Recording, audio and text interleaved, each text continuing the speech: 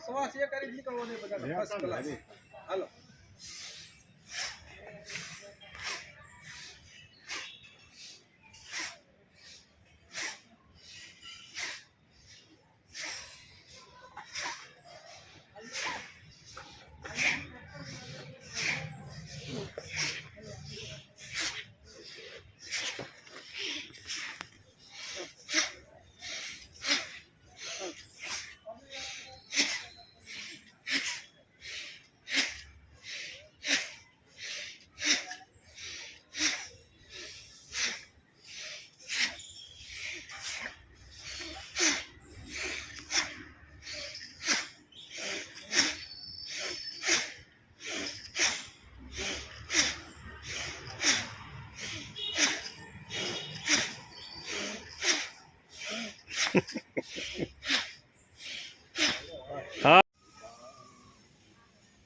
अन्नाद् भवति भूतानि अन्नाद् भवति भूतानि अन्नाद् भवन्ति भूतानि अन्नाद् भवति भूतानि पर्जन्यादन संभव पर्जन्यादन्न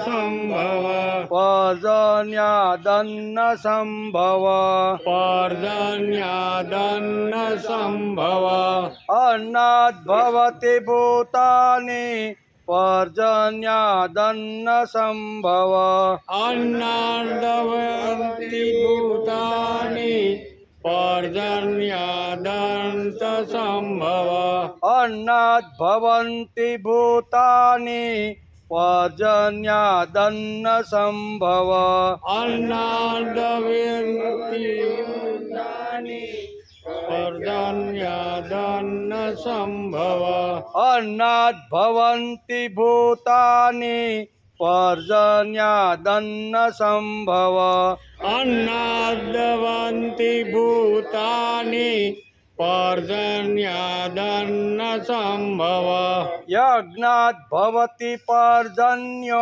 यज्ञात् भवति पर्जन्यो यज्ञात् भवति पर्जन्यो यज्ञात् भवति पर्जन्यो यज्ञकर्म समुद्भवम् यज्ञकर्म समुद्भवम् यज्ञकर्म समुद्भव यज्ञकर्म समुद्भव यज्ञात् भवति पर्जन्यो यज्ञकर्म समुद्भव यज्ञद्रव्यति पर्जन्यो यज्ञकर्म समुद्भव यज्ञात् भवति पर्जन्यो यज्ञकर्म समुद्भव यज्ञाद्वति पर्जन्यो यज्ञकर्म समुद्भव कर्म ब्रह्मोद्भवं वेदे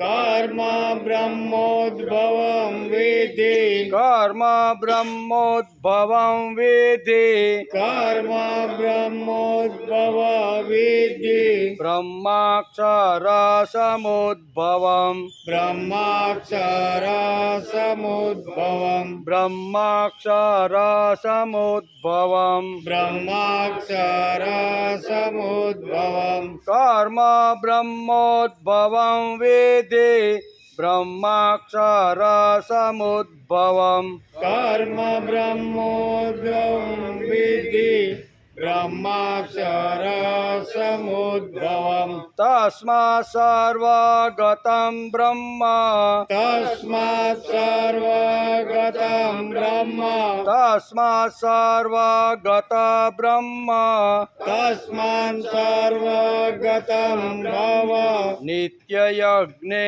प्रतिष्ठितम् नित्ययज्ञे प्रतिष्ठितम् नित्यं यज्ञे प्रतिष्ठितम् नित्यं यज्ञे प्रतिष्ठितम् तस्मात् सर्वगत ब्रह्म नित्यं यज्ञे प्रतिष्ठितम् तस्मात् सर्वगतं ब्रह्म नित्यं यज्ञे प्रतिष्ठितम् कर्म ब्रह्मोद्भवं वेदे ब्रह्माक्षरसमुद्भवं तस्मात् सर्वगतं ब्रह्म नित्यं यज्ञे प्रतिष्ठितं कर्म ब्रह्मोद्भवं विधि ब्रह्माक्षर समुद्भवं तस्मान्तर्गतं ब्रह्म नित्यं यज्ञे प्रतिष्ठितम् 14-15 સાથે अन्नाद्भवति भूतानि पर्जन्यादान संभव यज्ञाद्भवति पर्जन्यो यज्ञकर्म समुद्भव कर्म ब्रह्मोद्भवं विधि ब्रह्माक्षर समुद्भवं तस्मात् सर्वगतं ब्रह्म नित्यं यज्ञे प्रतिष्ठितं नित्यं यज्ञे प्रतिष्ठितं हरि ओम देवसुतं देवां कंसचाणूरमर्दनं देवकी परमानन्दं कृष्णं वन्दे जगद्गुरु गुरुर्ब्रह्मा गुरुर्विष्णु गुरुर्देवो महेश्वर गुरुर्साक्षात् परब्रह्म तस्मै श्री गुरुवे नमः नारायणं नमस्कृत्यं नरं चैव नरोत्तमं देवीं सरस्वती व्यासं ततो जयमुदीरयेत् ततो जयमुदीरयेत्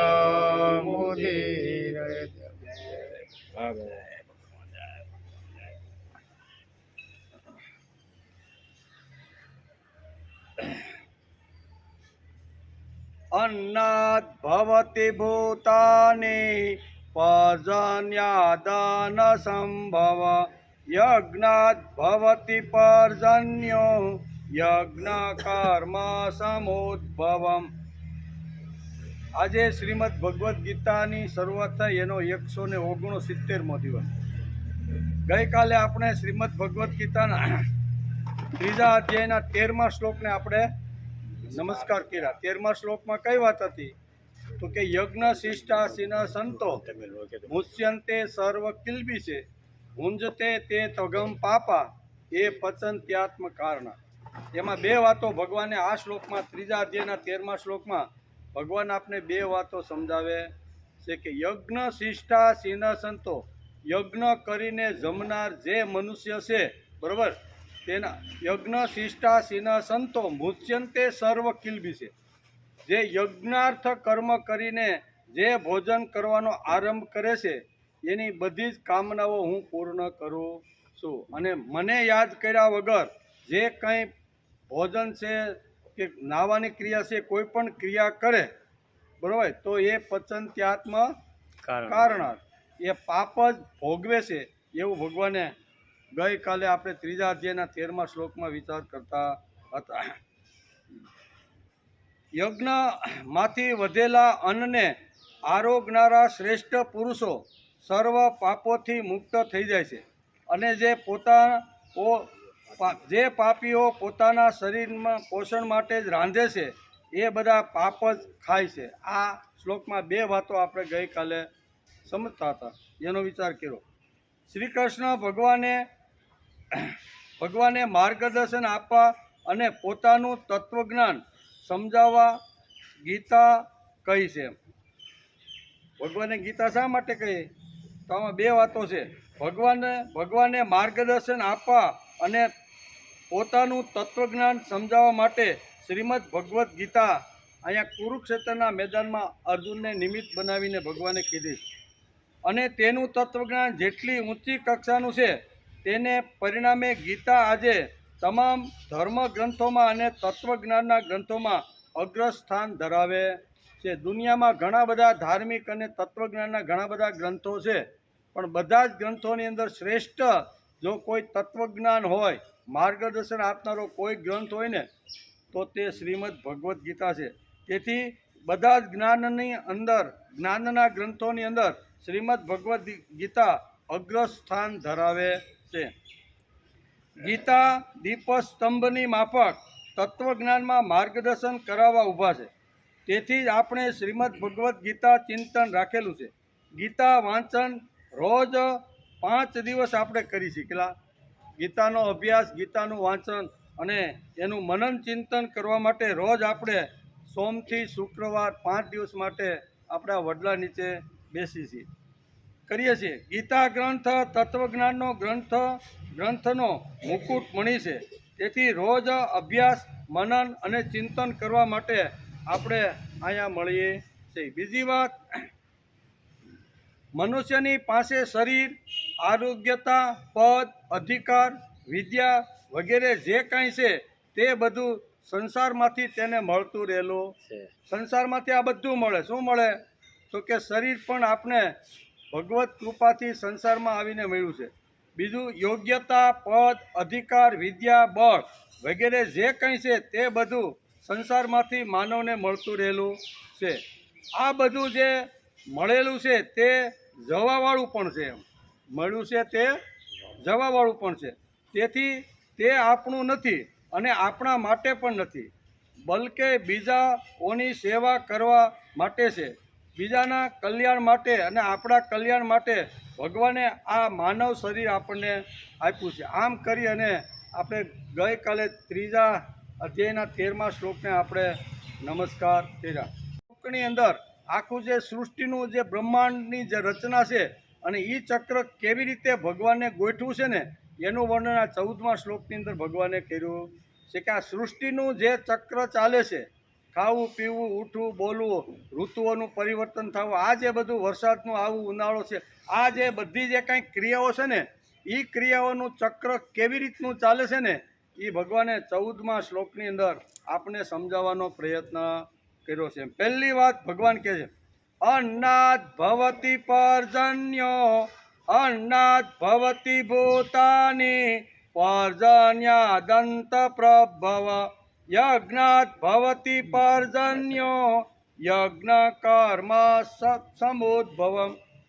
શ્રીમદ ભગવદ્ ગીતાના 3 અધ્યાયના 9મા શ્લોકથી ભગવાને યજ્ઞ પ્રકરણ શરૂ કર્યું છે. 9 થી 16 શ્લોક એટલે 8 શ્લોકની અંદર ફક્ત ભગવાને યજ્ઞનું મહત્ત્વ સમજાવ્યું છે. 8 શ્લોકમાં કેટલા?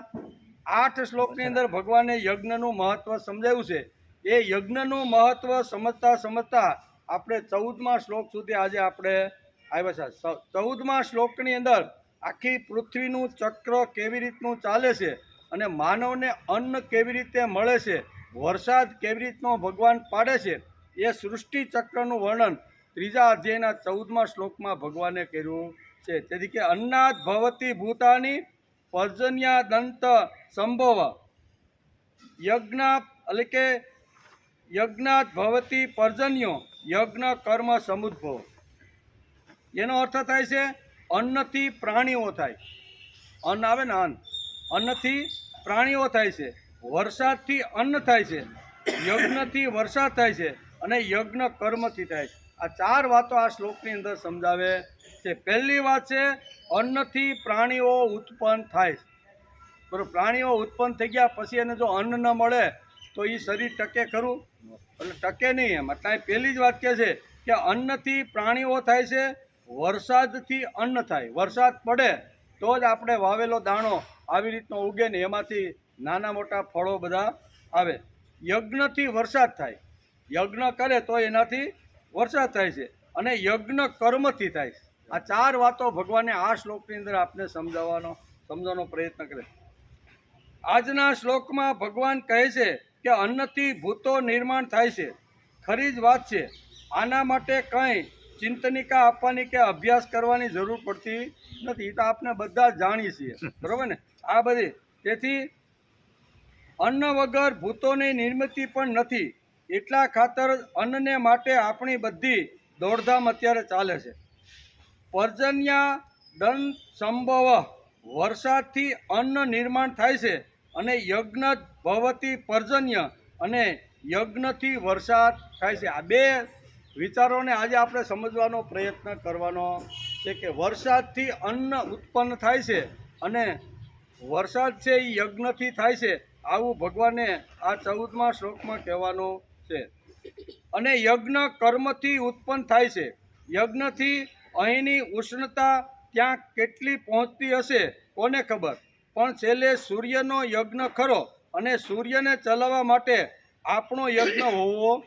આપણે માનો યજ્ઞ કરી તો એની જે જ્વાળા છે, એનો જે કાંઈ એની જ્યોત છે એ આકાશમાં કેટલી જગ્યાએ કેટલી લાંબી પહોંચી છે એ ખબર નથી, પણ મોટામાં મોટો યજ્ઞ અત્યારે સૂર્ય કરી રહ્યો છે કે એની વરાળથી આ બધું વાદળ બંધાય, સમુદ્રમાંથી પાણી ખેંચે, બરાબર, એની અંદરથી વાદળા બંધાય ને વાદળા દ્વારા વરસાદ આપને મળતો રહેલો છે.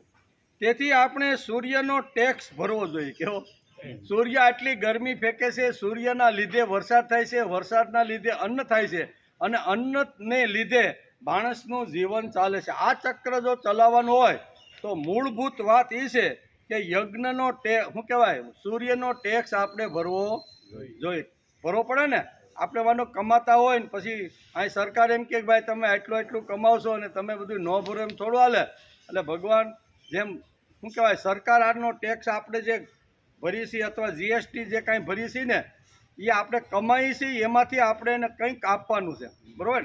તો એમ ભગવાન સૂર્યનારાયણ આકાશની અંદર આટલા તપી રહ્યા છે, એને હિસાબે અહીંયા સમુદ્રમાં એટલો તપે છે કે એમાંથી વરાળ ઉત્પન્ન થાય છે. વરાળમાંથી વાદળ બંધાય છે અને વાદળ ધીમે ધીમે પૃથ્વી ઉપર આવીને વરસી જાય છે. એ વાદળ વરસે છે ત્યારે આપણે મુઠ્ઠી દાણા કાદવની અંદર જમીનમાં ફેંકીએ છીએ, એની અંદર અનાજ થાય છે. એ અનાજથી માણસ જીવી શકે છે. એમ આ ભગવાનને અહીંયા આટલી વાતો આ શ્લોકમાં આપણે સમજાવવાની છે.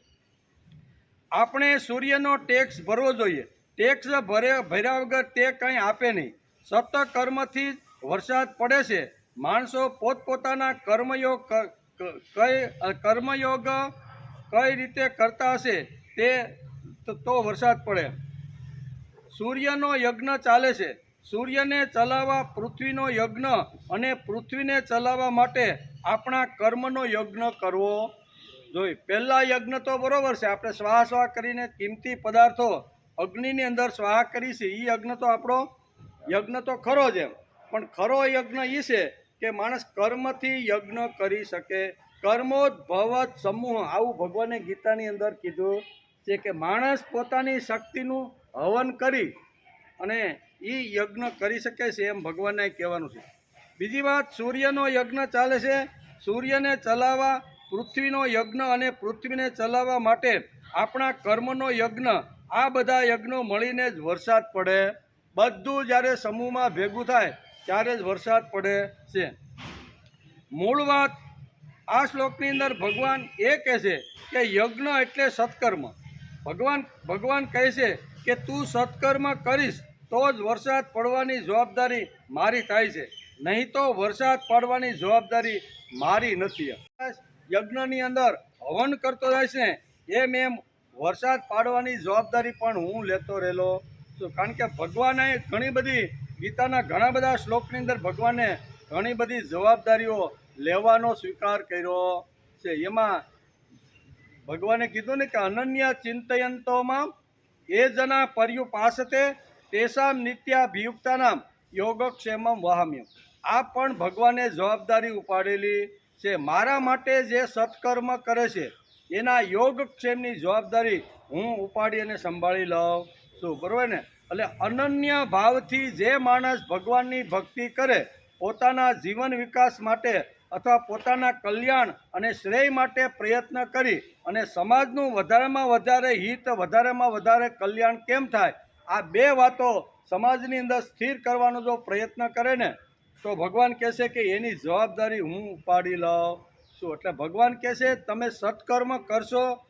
અગ્નિની અંદર જેમ ઘી અને આવી રીતના કિંમતી દ્રવ્યનું હવન કરવામાં આવે છે એમ કર્મનું હવન પણ માણસે કરવું. કર્મથી યજ્ઞ, યજ્ઞથી કર્મ અને કર્મથી વરસાદ પડે છે, એવું ભગવાનનું અહીં કહેવાનું છે. મૂળ વાત એ છે કે સત્કર્મ ભગવાન કરે છે કે તું સત્કર્મ કરીશ તો જ વરસાદ પાડવાની જવાબદારી મારી થાય, નહીં તો વરસાદ પડવાની જવાબદારી મારી નહીં. કોઈ કહે છે કે અમે સત્કર્મ કરતા નથી છતાં વરસાદ તો પડે છે. ઘણા એમ કે ભાઈ અમે તો કાંઈ એવું સત્કર્મ કરતા નથી છતાંય વરસાદ તો પડે છે. અને ગીતામાં તો એમ કહે છે કે તું સત્કર્મ કરીશ તો વરસાદ પડવાની મારી જવાબદારી છે. તો ઘણા દલીલબાજો બુદ્ધિમાન માણસો હોય ને કે ભાઈ અમે કાંઈ સત્કર્મ કરતા ને ખાઓ પીવો ને મજા કરો, આ જીવન મળ્યું છે તો ભોગવી લ્યો, આવતું જીવન કોને ખબર ક્યાં જન્મ આપે. આવું કરીને ઘણા બધા આવી રીતનું કરતા હોય છે કે અમે કોઈ પ્રકારનું અમે સત્કર્મ કરતા નથી, પ્રભુ કાર્ય કરતા નથી છતાં પણ વરસાદ પડે છે, આવી એની દલીલ હોય છે. કોઈ કહે છે કે અમે સત્કર્મ કરતા નથી છતાં વરસાદ તો પડે છે. સમાજ શું બોલે છે તે ભગવાનને ખબર છે. સમાજનું વર્ગીકરણ કરીએ તો આપણે ખબર પડે કે સમાજની અંદર અહીંયા 30% છે ને એ 30% સાત્વિક અને આસુરી વૃત્તિથી ભરેલા હોય અને 70% સમાજનો જે પ્રવાહ છે ને એ આપણી ભાષામાં કેવું હોય તો ગાડરિયો પ્રવાહ. કેવો? એને જેમના દોરી જાય ને એમને જવાળો 70% વર્ગ છે અને 30% એક્સપર્ટ એકદમ પાવરફુલ 30% વર્ગ સમાજની અંદર છે. આ 30% જે પાવરફુલ જે છે ને એમાં પણ શાસ્ત્રકારોએ 2 ભાગ પાડ્યા છે, 15% દેવી વૃત્તિના અને 15% સાત્વિક વૃત્તિના. આ 70% કેવો છે? એ 70% જેનું 30%માં જેનું પલ્લું વધારે થાય ને એમાં 70% ભળી જાય. એટલે કેટલો થઈ ગયો? 85% થઈ ગયો કે નહીં? 70% ગાડીનો પ્રવાસ, એને કાંઈ ખબર નથી. હાલો હાલો હાલો આંદોલન કરો, પણ હું કામ કરે છે, શા માટે કરે છે, કાયદામાં કઈ કલમ લગાડી છે, કયો એ ક્યારે એ ખબર નથી. એમ કે કોઈ આંદોલન કરવાને પૂછો ને કે ભાઈ તમે આંદોલન શા માટે કરો છો, એ ખાલી એ ખબર નથી કે પણ કાયદામાં કાંઈક ફેરફાર કર્યો, પણ કાયદામાં શું ફેરફાર? તો કે અમને ખબર નથી. એટલે સમાજનું જો વર્ગીકરણ કરીએ, એનું જો પૃથ્થકરણ કરીએ 100%નું, તો 100%ની અંદર 30% એક્સપર્ટ બુદ્ધિમાન કેવા હોય છે? એવા પાવરફુલ શક્તિશાળી ને બુદ્ધિમાન માણસો સમાજમાં 30% હોય અને 70% એવા હોય છે કે જે ગમે ત્યાં દોરીને લઈ જાય ત્યાં જવાવાળો આખો વર્ગ છે. એટલે સતયુગ અને કળયુગ આનું જો આપણે વર્ગીકરણ કરવાનું હોય તો 30%ની અંદરથી માનો કે આસુરી સંપત્તિના લોકો વધારે છે, ભોગવાદી લોકો વધારે છે, ભોગને માનવાવાળા ભગવાનને નહીં માનવાવાળા અને ભોગને જ વધારે મહત્વવાળા 15%નો સમૂહ જો વધી જાય, એમાં જો 2-5% ભળી જાય તો એ સમૂહની અંદર આ 70% લોકો ભળી જાય. એટલે આપણે કંઈક આ તો કળયુગ આવ્યો છે, કારણ કે આસુરી અને ભોગવાદી તરફ જે લોકોનું પલ્લું વજનદાર છે એની તરફ 70% લોકો ઢળી જાય. આને કહેવાય કળયુગ. અને પાવરફુલ જો આવી રીતના જ્ઞાની પુરુષો હોય, સત્પુરુષો હોય, સજ્જન પુરુષો હોય, એ જો શક્તિશાળી બને, પાવરફુલ જો બની જાય અને એનું પલ્લું થોડુંક જો વજનદાર થઈ જાય તો 70% એમાં ભળી જાય. એટલે એને કહેવાય સતયુગ. કેવો? સતયુગ ને કળયુગમાં કાંઈ બહુ આપણે કાંઈ બહુ વિચારવા જેવું નથી. આ 85% જે આસુરી સંપત્તિના લોકો જોર કરી અને જે વધારે છે એને કહેવાય કળયુગ. અને સાત્વિક લોકો, સજ્જન લોકો જો સમાજમાં પૃથ્વી ઉપર સુજલામ સુફલામ લાવવા માટે જો પ્રયત્ન કરે અને એમનું પલ્લું જો વધી જાય ને તો સમજવાનું કે સતયુગ આવ્યા છે. નકર રામના કાળમાં પણ રાવણ જેવા લોકો તો હતા જ, નહોતા એવું નથી. એમ આપણે એમ થાય કે રામના એમાં હોય જ 5% દેવી સંપત્તિના હોય, 15% દેવી સંપત્તિના અને 15% આસુરી સંપત્તિમાં. એમાં જેમાં જેનું પલ્લું વધે એનો પ્રવાહ વધી જાય. આ એનું પૃથ્થકરણ છે. બાકી 70% લોકો સામાન્ય છે, તેઓને કંઈ ખબર પડતી નથી. તેઓ તો અન્યાયી ફોલોઅર્સ છે. કેવા? ગાડડિયા પ્રવાહની જેમ ફોલો, જેમના દોરી જાવ ને એમના જાય, એને કાંઈ બીજી બુદ્ધિ હલાવવાની નથી કે હાલો હાલો બસમાં બેસી જાઓ, આપણે ફલાણી જગ્યાએ જવાનું, એટલે બેસી જાય, મફતનું ખાવાનું, મફતનું આવવા જવાનું. એટલે એમાં એને કાંઈ બીજું વિચારવાનું, ત્યાં શું કરે છે, કેમ કરે છે, એ કાંઈ જોવાનું. આવો 70% વર્ગ સમાજની અંદર હોય છે અને 15% સાત્વિક એક્સપર્ટ હોય અને 15% આસુરી એક્સપર્ટ. પણ એમાં જેનું પલ્લું વધે ને એનું મહત્વ સમાજની અંદર વધી જાય છે. એમ આ શ્લોકની અંદર ભગવાન આપને વર્ગીકરણની વાત સમજવાનો પ્રયત્ન કરે છે. બીજી વાત છે કે 30%માં જે બુદ્ધિશાળી વર્ગ છે તેમાં પણ બે પ્રકાર છે. તેમાં 15% સાત્વિક અને 15% ભોગવાદી. કેવા? 30%માં પણ બે ભાગ છે, 15% સાત્વિક અને 15% ભોગવાદી. આમાંના સાત્વિક 15% તજજ્ઞો સમાજના મોખરે હોય ત્યારે બાકીના 70% સમાજ તેની પાછળ રહે છે. તેથી 85% સમાજ સાત્વિક થાય છે અને તેને જ રામ રાજ્ય કહેવામાં આવે છે. બીજી વાત છે, 15% સમાજ સાત્વિક થાય ત્યારે તેને જ રામ રાજ્ય કહે છે. રામ હતા જ, નહોતા એવું કાંઈ. કારણ કે રાવણની સંસ્કૃતિ ચારે બાજુ ફૂલી ફાલી હતી અને એમાંય પંચવટીની આજુબાજુની અંદર 14,000 રાક્ષસો રહેતા હતા એવું રામાયણમાં વાલ્મીકીએ લખ્યું. નહોતા એવું નહોતું એમ. રામ હતા. રામના કાળમાં રામ જે પંચવટીની અંદર રહેતા હતા એની આજુબાજુ 14,000 રાક્ષસી વૃત્તિના માણસો રાવણે બધાને ઊભા કરી દીધા હતા. કહેવાનો અર્થ કે 15% તો રહેવાના પણ એમાં કોનું પલ્લું ભારે થાય છે એના ઉપર આખો સમાજનો આધાર, સમાજનું વર્ગીકરણ છે. તેથી 85% સમાજ સાત્વિક થાય ત્યારે તેને જ રામ રાજ્ય કરે છે. રામ રાજ્યમાં પણ 15% લોકો હરામખોર હતા જ, તેથી જ રાવણ પાક્યો અને તેની જોડે રામે લડવું પડ્યું. રામે લડવું પડ્યું કારણ શું છે? આવો સમાજ તો રહેવાનો છે. તેવી જ રીતે ભોગવાદી 15% લોકો મોખરે આવે તો તેઓ સાત્વિક લોકોને દબાવી દે. કેવા? મોખરે આવી જાય ને એનું જો જોર વધી જાય આ ભોગવાદી લોકોનું, તો જે સમાજમાં સાત્વિક વર્ગ છે, પ્રામાણિક માણસ છે, પુરુષાર્થ અને મહેનત કરીને રોટલો કમાવાળો જે વર્ગ છે ને, આવો બૌદ્ધિક વર્ગને આ લોકો દબાવી જાય. 15%ને દબાવી જાય અને એના ઉપર એનું વર્ચસ્વ આવી જાય તો એને કહે છે કળયુગ. કળયુગ એટલે આ એમ. તેઓ સાત્વિક લોકોને દબાવી અને સત્તા, સંપત્તિ, બુદ્ધિથી આગળ આવે તેથી તેનો 85% આખો સમાજ થઈ જાય છે. અને 85% આવી રીતનો સમાજ થાય તો એને આપણે કળયુગ કહીએ છીએ. તેવી જ રીતે ભોગવાદી 15% લોકો મોખરે આવે. આજે સમાજનું માનસ એવું થઈ ગયું છે કે કોઈને ત્યાં શુભ પ્રસંગ હોય, નવી ફેક્ટરીનું ઉદ્ઘાટન હોય કે નવું કોઈ પણ રાષ્ટ્રનું કાંઈ નવનિર્માણ કરવાનો પાયો નાખવાનો હોય કે બન્યા પછી ઉદ્ઘાટન કરવાનું હોય તો જેની પાસે સત્તા છે, જેની પાસે સંપત્તિ છે, જેની પાસે વિદ્વતા છે એવા લોકોના હાથેથી કરાવે છે. તમારા મારા જેવાના હાથે કરાવે? નાનો અહીં કંઈ મોટું પુલ બંધાઈ ગયું હોય તો હાલો એ પુલના ઉદ્ઘાટન માટે આપણે અહીંથી વડલાઈથી એક બાપાને લઈ જાય એવું કોઈ કે? કોને લઈ જાય? જે સત્તા ઉપર બેઠા છે, સંપત્તિ ઉપર બેઠા છે, જેના હાથની અંદર આ 70%નું જોર જેને પકડી રાખ્યું છે ને એવા લોકોના હાથથી જ ઘણા બધા ઉદ્ઘાટનો થતા હોય છે. જેની પાસે સત્તા છે, સંપત્તિ છે આવા લોકોના હાથે ઉદ્ઘાટન થાય છે. આ મહાન વ્યક્તિ એટલે કોણ? જેની પાસે સત્તા છે, જેની પાસે સંપત્તિ છે, સમાજમાં તે જ મોટો ગણાય છે. આવા લોકોમાં સાત્વિક માણસો નથી હોતા એમ નથી. એમાં પણ સાત્વિક લોકો તો હોય છે પણ એનું જોર થોડુંક ઓછું હોય છે એટલે સમાજમાં એનું કાંઈ ઉપજતું નથી. આવી રીતનું છે. તેથી તે માણસો નથી એમ નથી. ત્યાગી માણસો પણ હોય છે પણ તે આપણને ખૂણે ખાંચરે જોવા મળે. કેવા?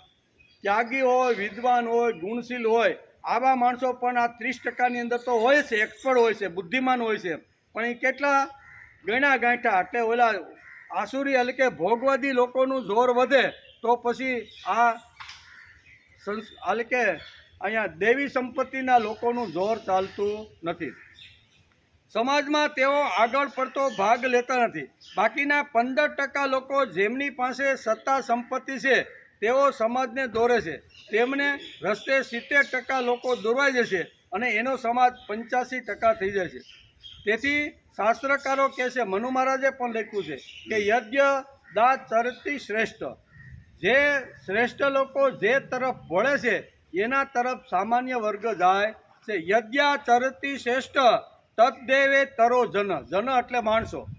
શ્રેષ્ઠ પુરુષો જેવી રીતનું આચરણ કરે, જેવી રીતનું જીવન કરે અને જેવી રીતનો વ્યવહાર કરે ને એવો વ્યવહાર સામાન્ય લોકો કરતા હોય છે. તેથી જેનું જોર વધે એની અંદર 70 લોકો એનું અનુકરણ કરવા લાગે છે એટલે એ વર્ગ આખો વધી જાય. એમ કેમ યદ્યદા ચરિતી શ્રેષ્ઠ તદ્દેવે તરોજના સ યત પ્રમાણમ કુરુતે લોકસ તદનું વર્તતે, લોકો એ પ્રમાણે વર્તન કરે છે. એમ મનુ મહારાજ પણ મનુસ્મૃતિમાં કહે છે. કોઈ પણ કાળમાં સમાજમાં 15% ફર્સ્ટ ક્લાસ લોકો સાત્વિક રહે છે. તેમના પુણ્યનું ફળ બાકીના આપણા જેવો લોકો ભોગવે છે. તેના પુણ્યને લીધે વરસાદ પડે છે. આગળ કોઈએ દલીલ કરી હતી ને કે ભાઈ અમે તો સત્કર્મ કરતા નથી, તો સત્કર્મ કરતા નથી તો વરસાદ તો પડે જ છે ભાઈ. વરસાદ તો હાહાકાર બોલાવે છે, અમે સત્કર્મ કરતા નથી.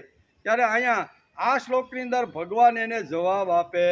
ભગવાન કહે છે કે 30% લોકોની અંદર 65% સાત્વિક સજ્જન આવી રીતના મહેનત કરી અને પોતાનો રોટલો કમાઈને સમાજમાં રહેવાનો પ્રયત્ન કરતા હોય છે.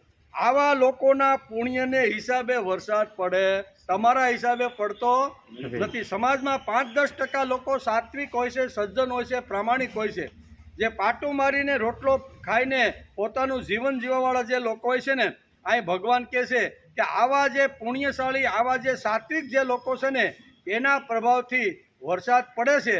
અને એ વરસાદથી અહીંયા આ બધાને અન્ન અને ઘાસ બધું મળતું રહેલું છે. પશુ પક્ષીના માટે ભગવાન વરસાદ પાડે છે અને આપણને તો મફતનો મળે છે કર્યા વગર. આપણે કાંઈ સત્કર્મ કરતા એટલું કરતા નથી, પણ છતાંય વરસાદ મળે છે. એનું કારણ તો એનું કારણ અહીં બે છે.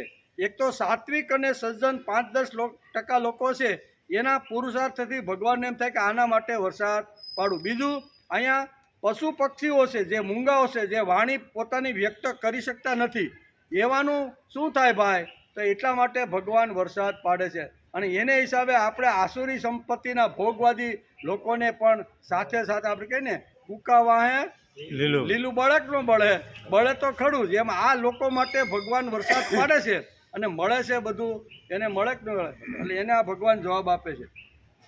તેથી કોઈ પણ કાળમાં સમાજમાં 15% ફર્સ્ટ ક્લાસ લોકો સાત્વિક રહે છે, આપણા જેવા ભોગવે છે. કેવું સજ્જન લોકો, સાત્વિક લોકો, પ્રામાણિક લોકો સમાજમાં છે, એને હિસાબે ભગવાન કે વરસાદ હું પાડું છું. અને એ વરસાદ પડે એટલે પછી બાજુમાં હોય ને ત્યાં ભગવાન એમ કે ના ના, હવે મારે પાકિસ્તાનમાં જવું નથી, મારે ભારતની બોર્ડર આવે ને ત્યાં જ અટકે. એમ કે વરસાદ તો બધા જ વરસે ભાઈ. આસુરી સંપત્તિનું ખેતર હોય કે દેવી સંપત્તિ, બે ખેતર બાજુમાં હોય તો વરસાદ એમ કહે છે કે ના ના, આ સંત જેવો મહાપુરુષ છે ને, એની મોલાત અત્યારે લંઘાય છે, ત્યાં પાડું. આવું ભગવાન કે વરસાદ પડે છે ભાઈ, વાદળું વરસે છે બધી જગ્યાએ. એમ આ લોકો દલીલ જે કરવાળા છે ને કે અમે સત્કર્મ કરતા નથી પણ છતાંય વરસાદ તો પડે છે, તો ભગવાન એને આ જવાબ આપે છે કે તમારા માટે હું પાડતો નથી, પણ આ સજ્જન ને પવિત્ર લોકો, જે પવિત્ર લોકો કોણ? તો કે જે જેના માટે ઘસાય તે તેના માટે પવિત્ર. હું જો ભગવાનના કાર્ય માટે, ભગવાનના વિચારો માટે, ભગવાન માટે જો હું ઘસાતો હોય ને તો હું પવિત્ર છું. આવા પવિત્ર લોકો સમાજની અંદર પોતાનો ગાંઠનો રોટલો ખાય અને સમાજને તંદુરસ્ત બનાવવાનો, સમાજને સંસ્કાર આપવાનો, શિક્ષણ આપવાનો જે રાત દિવસ પોતાની શક્તિ મુજબ પ્રયત્ન જે કરે છે ને, આવા લોકો માટે હું વરસાદ વરસાવું છું. આમ ભગવાને બહુ સ્પષ્ટ કીધું. તેથી અહીં કહે છે, ભગવાન કહે છે યજ્ઞાત ભવતી પર્જન્ય. શું કહે છે? યજ્ઞાત ભવતી પર્જન્ય એટલે વરસાદ. સંસ્કૃત શબ્દ છે. પર્જન્યનો અર્થ થાય છે વરસાદ. અહીં કહે છે યજ્ઞાત ભવતી, પર યજ્ઞથી વરસાદ વરસે છે. તો કયો યજ્ઞ? તો અહીંયા કીધું છે યજ્ઞ કર્મ સમુદ્ભવ. કર્મ શબ્દ વાપર્યો જો અહીં. યજ્ઞ એટલે કર્મ, યજ્ઞ એટલે સાત્વિક વિચાર, યજ્ઞ એટલે પ્રભુ કાર્ય, યજ્ઞ એટલે ભગવાનનું કામ. આ ભગવાનનું કામ જે લોકો માથે લઈ અને પોતાની શક્તિ મુજબ સમાજને સુજલામ સુફલામ બનાવવાનો પ્રયત્ન કરે છે, આવા લોકોને માટે હું વરસાદ મોકલું છું. અને તેથી ભગવાને પુણ્યશીલ લોકોને જીવાડવા હોય છે. તેથી ભગવાન આ રીતે વરસાદ મોકલે છે. બીજી વાત ભગવાને કહ્યું અન્નાદ ભવતી ભૂતાની. શું કીધું? બીજી વાત કીધી અન્નાદ ભવતી ભૂતાની. ભૂત એટલે જીવ માત્ર. જીવ માત્ર જેને વાણી નથી, જે વાણી વ્યક્ત કરી શકતો નથી, જેને આવી રીતનું ગમે ત્યાં રહીને પોતા ઘરની કૂતરો કોઈ દી ઘરની ચિંતા કરે? રાત પડે એટલે ગમે ત્યાં કોઈની ગાડી હોય કે ત્યાં કોઈ ખૂણો હોય ત્યાં આમ સાફ કરીને બેસી જાય કે નહીં? સવારે આપણે ઉઠાડી તે ઉઠતું નથી, એને કાંઈ ચિંતા છે? આવા જે પૃથ્વી ઉપર અહીંયા કહે છે ને કે આવા જે ભૂતાની, ભૂત એટલે જીવ માત્ર, પશુ પક્ષીથી માંડીને બધા જ જીવો જે છે એના માટે કે ભગવાન કે હું વરસાદ વરસાવું છું, અને એના લીધે વરસાદ વરસાવું છું. તેથી તમને બધાને આવી રીતે ન માગતા ન કર્મ કરતા તમને બધાને આ સિદ્ધિ મળી જાય છે.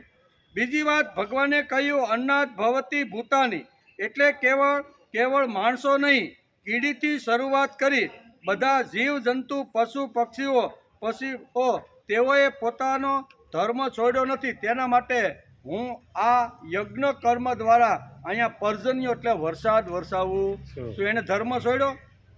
ગાયના ખાણની અંદર તમે માંસ અથવા માટી, શું કહેવાય, પર માટી નાખીને તમે ગાય કે બળદને મુખ્ય ચાલાની અંદર તો ખાય? એણે પોતાનો ધર્મ છોડ્યો નથી. પોતાનો ધર્મ ઘાસ જ ખાવાનો છે. સિંહ ગમે તેટલો ભીખો હોય, એણે પોતાનો ધર્મ છોડી ઘાસ ખાય કોઈ દી? એને તો માંસ જ જોઈ ભાઈ, ગાયને ઘાસ જ જોઈ. તો એણે જે પશુ પક્ષીઓ છે એણે પોતાનો જે ધર્મ છે, પોતાનો જે કાંઈ જે નીતિ નિયમો છે ને એ બધા નીતિ નિયમો એણે જાળવી રાખ્યા છે. ભગવાન કહે છે એ બધા જે ભૂતાની, આ શબ્દ ભગવાને અહીં 3જા અધ્યાયના 14મા શ્લોકની અંદર ભૂતાની શબ્દ વાપરેલો છે. ભૂતાની એટલે કીડીથી શરૂઆત કરી અને હાથી સુધીના દરેક હિંસક પ્રાણી હોય કે આવી રીતના ખોરાક, શું કહેવાય, ઘાસ ખાઈને જીવાળા પ્રાણી હોય, બધા જ માટે હું વરસાદ વરસાવું છું. એટલે જે પોતાનો ધર્મ છોડતા નથી, છોડે ગમે તેટલી ગાય બળદ ભૂખ્યા હોય અને એને માંસનો કટકો આપો તો એ ખાતા નથી. એનો ખોરાક જે છે ને એને છોડ્યો નથી. સિંહ ગમે એટલો ભૂખ્યો હોય, 2-4 દિવસ સુધી કાંઈ મળ્યું ન હોય મારણ, તો પણ એ કાંઈ ઘાસ ખાય? સરસ મજાનું ઘાસ લીલું ઉગેલું હોય કે હાલો થોડાક ખાઈ લો ને પેટ ભરલું, એવું કહેવાનો પોતાનો ધર્મ જેણે છોડ્યો નથી એવા ભૂતાની જે સમાજની અંદર જે પૃથ્વી પર જીવે છે ને કીડીથી, એના માટે હું વરસાદ મોકલું છું, એમ ભગવાન કહે છે. તેથી કીડીથી શરૂઆત કરી અને કોઈએ પોતાનો ધર્મ છોડ્યો નથી. પશુ પક્ષીઓની કામવાસના પણ મર્યાદિત અને સંયમિત હોય છે. તેમના માટે જ ભગવાન વરસાદ પાડે છે. બાકીના ઘણા બુદ્ધિના ઘમંડ રાખવાવાળો તેમની પુણ્યનું ફળ ખાય છે. શું છે? બીજા ઘમંડથી કહે છે કે ભાઈ અમે ભગવાનને માનતા નથી, અમે સત્કર્મ કરતા નથી, અમે તો ખાઓ પીઓ ને મજા જ કરો, મંગળાથી શરૂઆત કરી અને શયન સુધીના દર્શન જ કરો, અમે કાંઈ સત્કર્મ કરતા નથી. આવું બોલવાવાળા માટે પણ ભગવાન કહે છે હું શા માટે આવું છું? તો કે ભૂત માત્ર માટે હું વરસાદ પાડું છું. યજ્ઞ એટલે ભગવાનનો ટેક્સ. યજ્ઞ એટલે શું છે? ભગવાનનો ટેક્સ. અહીંયા આપણે કમાણા પછી જો રાજા, શું કહેવાય, અહીંયા શું કહેવાય, રાજાનો ટેક્સ ન ભરી તો શું થાય?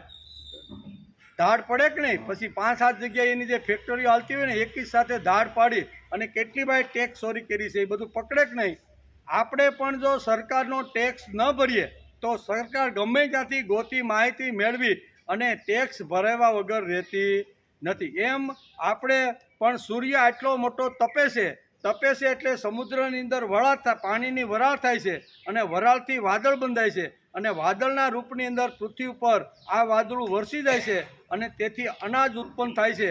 અનાજથી ભૂતાની એટલે સર્વ જે ભૂત માત્ર છે એનું ભરણ પોષણ આવી રીતનું થાય છે. તેથી હું પર્જન્ય એટલે વરસાદ વરસાવું છું, એમ કે એ ટેક્સ જે લોકો ભરતા નથી તે લોકો પર્જન્ય એટલે કે વરસાદના અધિકારી નથી. પણ છતાંય વરસાદ પડે છે એના કારણો ભગવાને 2 આપ્યા છે. કેવા? એક તો સાત્વિક લોકો, 5-7% સમાજમાં સાત્વિક લોકો છે એના માટે, અને પછી આ ભૂતાની એટલે કીડીથી માંડીને હાથી સુધી બધા જે મૂંગા પ્રાણીઓ છે જેને વાણી નથી ને એના માટે ભગવાન મોકલે, અને એમાં આપણા જેવા હોય ને એને લાભ મળી જાય છે. અહીંયા એનો પ્રશ્ન એ હતો. વરસાદ પડે છે, ભગવાન દયાળુ છે. આપણે વીજળી વાપરીએ અને બિલ ન ભરીએ તો શું થાય? 1-2 વાર રાહ જોઈ, પછી ઓલો શું આવે, કટર લઈને આવે, તમારા છેડા કાપી નાખે કે નહીં? જો આપણે વાપરતા હોય, ઇલેક્ટ્રિસિટી વાપરતા હોય તો આપણે એનું બિલ ભરવું પડે કે નહીં? એમ આપણે પવનનો પણ ઉપયોગ કરી, પ્રકાશનો પણ ઉપયોગ કરી, ભગવાન ઉપરથી પાણી મોકલે છે એનો ઉપયોગ કરીએ. ભગવાન આ બધું આપણા માટે મોકલે છે તો એનો ટેક્સ ભરવો પડે કે નહીં?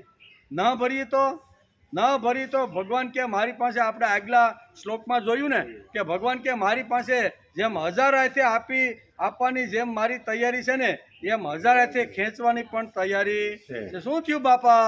તો કે છોકરાની ફેક્ટરી હળગી ગઈ છે. હું ટેક્સ ન ભર્યો હોય એટલે શું થાય?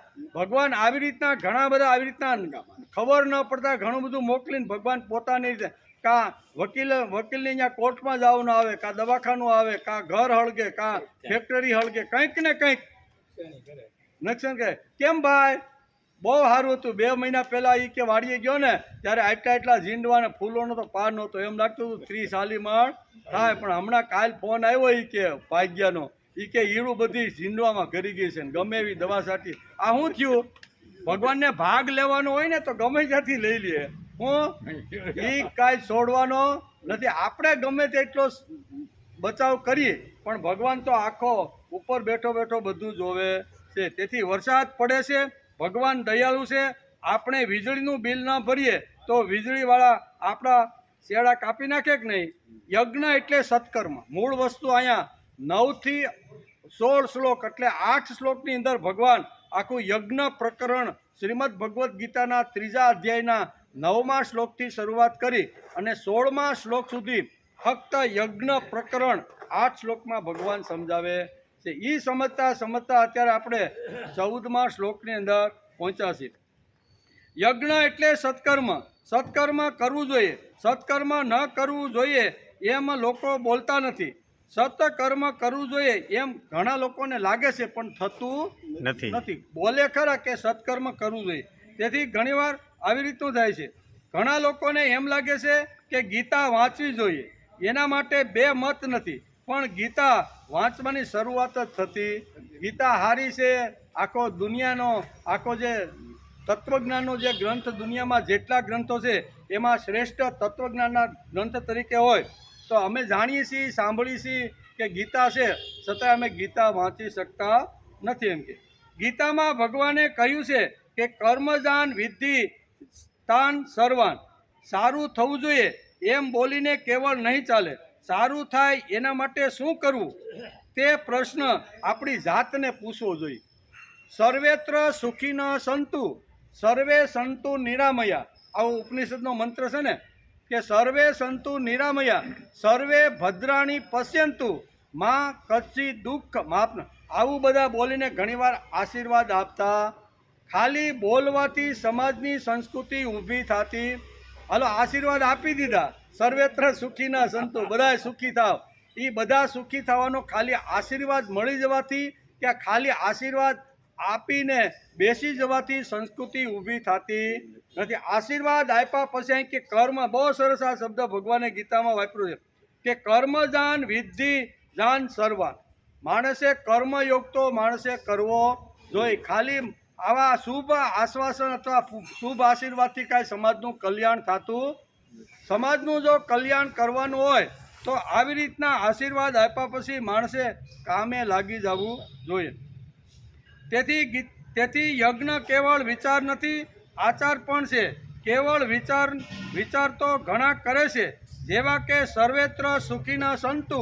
આવો વિચાર તો ઘણા કરે જ નહીં, આશીર્વાદ પણ આપે, પણ ખાલી વિચાર કરવાથી ને આશીર્વાદ કરવાથી સમાજનું કલ્યાણ, સમાજનું શ્રેય કે વ્યક્તિનો વિકાસ થતો નથી. વ્યક્તિનો વિકાસ કરવાનો હોય, સમાજમાં શ્રેય જો ઊભું કરવાનું હોય, કલ્યાણકારી જગતને જો નિર્માણ કરવાનું હોય ને તો એના માટે કર્મ જ જાય. ભગવાને કીધું છે કે કર્મયોગ વગર શક્ય નથી. માણસે એની શક્તિ પ્રમાણે કર્મયોગ કરવો જોઈએ. તેથી સર્વેત્ર સુખી ન સંતુ. અહીં સર્વે સુખી થાઓ, સર્વે દુઃખ વ્યાધિથી મુક્ત થાઓ, સર્વે કલ્યાણકારી જોતા રહો અને કોઈને દુઃખ ન થાય એવું ભગવાન તમે આશીર્વાદ આપો. આવું ખાલી બોલવાથી, આ ઉપનિષદનો મંત્ર છે, એટલે ખાલી બોલવાથી સમાજનું કે પોતાનું શ્રેય થતું નથી. માણસનું પોતાનું જો શ્રેય કરવાનું હોય, પોતાનું જો કલ્યાણ કરવાનું હોય ને તો માણસે કામે લાગી જવું પડે. તેથી ભગવાને ઘણીવાર અહીંયા અર્જુનને કીધું છે કે તારું જો તે શ્રેય માટે મારી પાસે માગણી કરી છે કે ભગવાન મારું શ્રેય કેમાં છે એ મને ખબર નથી. બરોબર ને? આપણે 7મા શ્લોકની અંદર, 2જા અધ્યાયના 7મા શ્લોકની અંદર ભગવાનની સામે અર્જુને કબૂલાત કરી દીધી છે કે ભગવાન આ કુરુક્ષેત્રના મેદાનમાં આવ્યા પછી આ સ્વજનોને જોયા પછી મારી બુદ્ધિ ડામાડોળ થઈ ગઈ છે. મારી બુદ્ધિમાં લડવું કે નહીં લડવું, કોનાથી સારું થાય એ મારી બુદ્ધિ અત્યારે કામ કરતી નથી. લડવાથી મારું કલ્યાણ થાય છે કે નહીં લડવાથી મારું શ્રેય થાય છે એ ભગવાન મને ખબર નથી. તેથી શિષ્યતામ સાધિતામ મામ પ્રપન્ય, હું તમારો શિષ્ય બનીને તમારા શરણે આવ્યો છું. મારું જેમાં સારામાં સારું ને વધારામાં વધારે કલ્યાણ થાય એવો રસ્તો તમે બતાવો.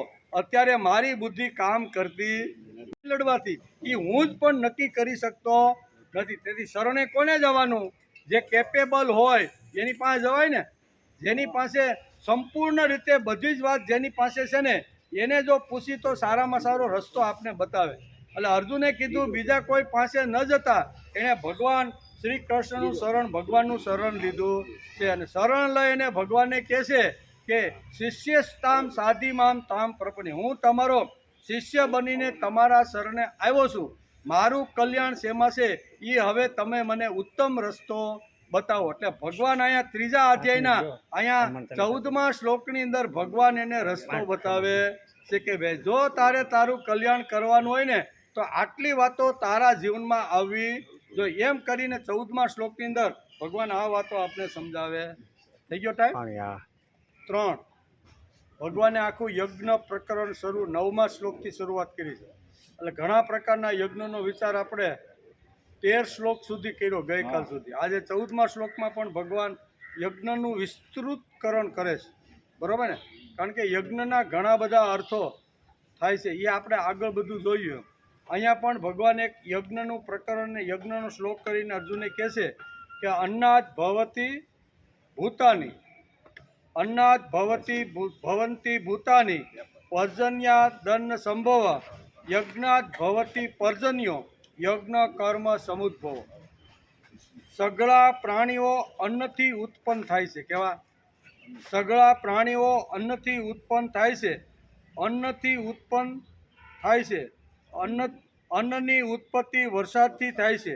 વરસાદ યજ્ઞથી થાય છે અને યજ્ઞ કર્મથી ઉત્પન્ન થાય. એટલે મૂળ વસ્તુ ભગવાનને અહીંયા કર્મયોગ આખો સમજાવવાનો ભગવાન પ્રયત્ન કરે છે. ખાલી કોઈ આશીર્વાદ આપી જાય ને પછી કાંઈ જેને આપ્યા છે તે અને જેણે આશીર્વાદ લીધા છે તે એ બેમાંથી જો કોઈ પ્રકારનું કર્મ ન આચરે અને ખાલી સર્વેત્ર સુખી ન સંતુ એ જો આશીર્વાદ કાંઈ સફળ થતો નથી. તો સમાજની અંદર ઘણા બધા ઘણી રીતે ઘણા આવી રીતના આશીર્વાદ આપતા હોય છે પણ એ સફળ થાય છે? ન થાય. ભગવાન આ ત્રીજી વાત બહુ સ્પષ્ટ રીતે સમજાવી છે કે કર્મ એટલે કે યજ્ઞ કર્મ સમુદ્ભવ, કર્મથી આખું યજ્ઞ આખો ઊભો થાય છે. બહુ સરસ રીતે અહીં સમજાવવાનો પ્રયત્ન કરે છે. ખાલી આશીર્વાદ કર્મમાં ઉતરતા એટલે કે ખાલી આશીર્વાદ માણસને સફળ કરતા નથી, એની સાથે માણસનો જબરજસ્ત કર્મયોગ હોવો જોઈએ. તે કર્મમાં ઉતરતા નથી, તેની પાછળ કૃતિ કરવી જોઈએ એવી સમજણ નથી. તેથી ભગવાન તમે બધાનું કલ્યાણ કરો એમ માણસ કહે છે. ભગવાન પૂછે છે કે તું શું કરીશ? તું બધાને કલ્યાણ કરવાનું કહેશો તો તું શું કરીશ? એમ ભગવાન સામેથી કદાચ આપને પૂછે તો ત્યારે તે કહે કે હું તો ભાઈ કાંઈ કરતો નથી, હું તો ખાલી આશીર્વાદ આપું છું. સર્વેત્ર સુખી ન સંતુ, મારાથી શું થાય એમ કરીને બેસી જાય છે, હું તો ખાલી આશીર્વાદ આપું છું. ત્યારે કોઈ કહે કે રામ રાખે તેમ રહીએ, આ કેવળ વિચાર છે પણ આચારનું શું? એમ રામ રાખે તેમ રહીએ આ ખાલી વિચાર છે પણ આચારનું શું? તો માણસે આચાર પણ જીવનમાં લાવવાનો પ્રયત્ન કરવો જોઈએ. એમ કે આચાર શું? આચાર તેવો નથી. તે કહે બધાને ખવડાવવાવાળા ભગવાન બેઠા છે તો હું શું કરું ભાઈ? આવી દલીલ ઘણીવાર કરતા હોય છે. તેથી ભગવાને પણ ગીતામાં અનન્ય ચિંતયંતોમાં કહીને યોગક્ષેમની જવાબદારી ભગવાને પણ ગીતામાં ઉપાડી છે. એમ કે આ વિચાર આપણા આચારમાં નથી, મારે મારો પોતાનો યોગક્ષેમ જોવો જોઈએ. સત્કર્મ એટલે કેવળ વિચાર નહીં, યજ્ઞ કર્મનો એટલે કે સમુદ્ભવ છે. કર્મમાંથી યજ્ઞ નિર્માણ થાય છે. કેવળ આચારથી નિર્માણ થતો નથી. ઘણા લોકોના વિચારો ખૂબ સારા હોય છે પણ તે કૃતિમાં પરિણમતા નથી. તેથી ભગવાન ગીતામાં કહે છે કે કર્મન જામન વિધિ, માણસે કર્મ કરવું જોઈએ. એટલે કર્મનું મહત્ત્વ ભગવાને આ 3 અધ્યાયના 14મા શ્લોકમાં ભગવાને સમજાવ્યું છે. બીજી વાત, ઘણાના મગજમાં વિચાર ઉતરે છે પણ તેને અનુરૂપ કૃતિ કરવાની હિંમત હોતી નથી. વિચાર ઘણીવાર બુદ્ધિમાં ઉતરી જાય, મનમાં ઉતરી જાય તો તે પ્રમાણે કૃતિ કરવાની હિંમત એની થતી નથી. આચાર એ મોટામાં મોટી વાત છે. આચારની કિંમત છે. આચાર એટલે કોઈ પણ વિચાર જીવનમાં લાવી અને એ પ્રમાણે એનું વર્તન કરવું, એને આચાર કહેવાય. તો આચારની ખૂબ જ જરૂર છે. યજ્ઞ એટલે કેવળ આચાર નહીં, આચાર હોવો જ જોઈએ. આ એક મહત્વનો સિદ્ધાંત ભગવાને શ્રીમદ ભગવદ્ ગીતાના 3 અધ્યાયના 14મા શ્લોકની અંદર સમજાવ્યો છે. સત્કર્મ એટલે સારું કામ, સારું જીવન, માંગલિક કૃતિ આ જગતમાં હોવી જોઈએ એમ બધાને લાગે છે, પણ એના માટે કર્મ કરવાની કોઈની તૈયારી. સર્વેત્ર સુખીના સંતુ, આ માંગલિક ભાવના લગભગ દરેક લોકોમાં હોય જ છે. તો માંગલિક જો ખાલી ભાવના રાખી અને ખાલી આશીર્વાદ આપતો હોય અને આચારમાં ન હોય તો એનું પરિણામ જીવન જગત ઉપર થતું નથી. માંગલિક કૃતિની પાછળ કૃતિ કરવા માટે ઘસાઈ જવાની તૈયારી નથી. એમ ઘસાવું તો પડે જ. સમાજમાં માંગલ્ય ઊભું કરવાનું હોય, મંગલકારી વિચારો, સમાજમાં શ્રેષ્ઠ વિચારો જો ઊભા કરવાના હોય તો શરીરથી ઘસાઈ જવાનો થોડોક માણસે પ્રયત્ન કરવો જોઈએ. તેથી તૈયારી નથી. બીજા લોકો સત્કર્મ કરશે એમ માણસને લાગે છે પણ તેને શું કરવું તેનો તે વિચાર કરતો નથી. કૃતિ કરવાની હોય તો પહેલી વાત શ્રદ્ધા હોવી જોઈએ. કોઈ પણ કૃતિ ભગવાન માટે જો કરવાની હોય તો ભગવાન ઉપરની અનન્ય શ્રદ્ધા માણસને ભગવાન ઉપર હોવી જોઈએ. પહેલી શ્રદ્ધા ઊભી હોવી જોઈએ. બીજી વાત છે જ્ઞાન હોવું જોઈએ. કેવું? બીજી વાત જ્ઞાન. માણસ જેમ શ્રદ્ધા હોવી જોઈએ તેમ માણસના જીવનમાં જ્ઞાન છે, ચીવટપણું હોવું જોઈએ. શ્રદ્ધા, જ્ઞાન અને ચીવટપણું હોય તો માણસ સારામાં સારી કૃતિ કરી શકે, નહીતર કૃતિ થતી નથી. વિચાર આચારમાં લાવવા માટે આ 3 વાતો હોવી જોઈએ. જે સારો સદવિચાર છે, સર્વેત્ર સુખીન સંતુ, આ વિચાર ખૂબ શ્રેષ્ઠ ઉપનિષદના મંત્રનો છે. એ જો લાવવાનું હોય તો એને આ 3 વાતો માણસની અંદર હોવી જોઈએ. ભગવાન ઉપરની પૂર્ણ શ્રદ્ધા અને માણસના જીવનની અંદર હું શા માટે કરું છું એનું જ્ઞાન પણ હોવું જોઈએ. અને જે કૃતિ કરું છું, જે કર્મ કરું છું ને એમાં માણસની ચીવટપણી હોવી. ચીવટપણું હોય તો કૃતિ સારામાં સારી થાય છે. ને એ સારામાં સારી કૃતિ એના જીવન ઉપર અસર કરે છે. તેથી અહીં કહે છે કૃતિ કરવાની હોય તો પહેલી વાત શ્રદ્ધા હોવી જોઈએ, બીજી વાત જ્ઞાન હોવું જોઈએ અને ત્રીજી વાત ચીવટપણું હોવું જોઈએ. વિચાર આચારમાં લાવવા માટે આ 3 વાતો ખૂબ જ જરૂરી. કોઈ પણ સદવિચાર હોય, સારો વિચાર હોય, એ આચારમાં લાવવાનો હોય તો આ 3 વાતો ઉપર ભાર મૂકવો જોઈએ, તો જ એ આચારની અંદર આવી શકે. આજે આ 3 વાતો સમાજમાંથી ગઈ છે. તેથી ગીતા આપણને 3 અધ્યાયના 4થા શ્લોકમાં આ કર્મધામ વિધિ કહીને સમજાવવાનો પ્રયત્ન કરે છે. આચાર હોય તો જ શ્રેષ્ઠ કૃતિ માણસની થઈ શકે. ખાલી વિચાર શ્રેષ્ઠ હોય તો સમાજનું કલ્યાણ થતું નથી. નહીં તો આશીર્વાદ તો રોજ ઘણા આપને મળે છે કે નહીં? મળતા હશે ને. આપણા પુત્ર વધુને કોઈ પગે લાગવા આવે ત્યારે આપણે આશીર્વાદ પણ આપતા હશું. ખાલી આશીર્વાદ આપવાથી, ખાલી શુભ વિચાર એને કહેવાથી સમાજનું કે વ્યક્તિનું કલ્યાણ થતું નથી. તેથી આ શ્લોકની અંદર ભગવાન અહીંયા યજ્ઞ કર્મ સમુદ્ભવ એમ કરીને કર્મયોગનું મહત્ત્વ ભગવાન આ 3 અધ્યાયના 14મા શ્લોકની અંદર ભગવાન આપને સમજાવે છે. શું સમજાવે છે? કે સગળા પ્રાણીઓ અન્નથી ઉત્પન્ન થાય. ભગવાન પહેલો જ સિદ્ધાંત સમજાવે છે. હું કે સગળા અહીં કહે છે પ્રાણીઓ અન્નથી ઉત્પન્ન થાય છે અને અન્નની ઉત્પત્તિ વરસાદથી થાય છે અને વરસાદ યજ્ઞથી થાય છે અને યજ્ઞ કર્મથી ઉત્પન્ન. આ 4 વાતો જો આપને સમજાઈ જાય આ શ્લોકની અંદર તો માણસ ભગવાન માટે ઘસાવાનો પ્રયત્ન કરે. ભગવાન માટે જો ઘસાય તો જ સમાજનું કલ્યાણ થાય. ખાલી આશીર્વાદ ખાલી આશીર્વાદ આપવાથી કોઈ પણ સમાજમાં કોઈ પણનું કલ્યાણ થતું નથી. તેથી અહીંયા કર્મયોગનું મહત્ત્વ આ શ્લોકની અંદર ભગવાને સમજાવ્યું છે.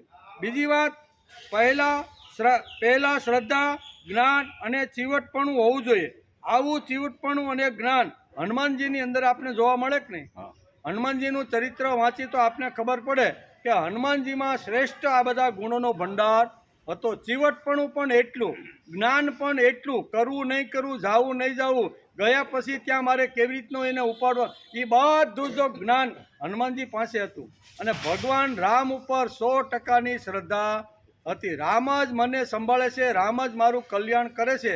આવી અહીંયા હનુમાનની અંદર 3 વાતો આપણે જોવા મળે. 3 નહીં, ઘણી બધી વાતો છે, પણ શ્રીમદ ભગવત જેમ ગીતા કહે છે એમ હનુમાનજીના ચરિત્ર તરફ જો આપણે નજર નાખીને તો આ 3 વાતો આપણે જોવા મળે છે. ઉત્તરકાંડમાં હનુમાનજીને ભગવાન રામ પોતે સર્ટિફિકેટ આપે છે. વાલ્મીકી લખે છે ઉત્તરકાંડની અંદર. શું લખે છે? બહુ સરસ શ્લોકો અહીંયા રામે હનુમાન માટે ગાયા છે કે તું કેવો છો, તું જો ન હોત તો આજે મને મારી સીતા પાછી મળી. આમ કરી અને અહીંયા હનુમાનજીની માટે ભગવાન સર્ટિફિકેટ કોણ આપે છે ભાઈ? હનુમાનજી.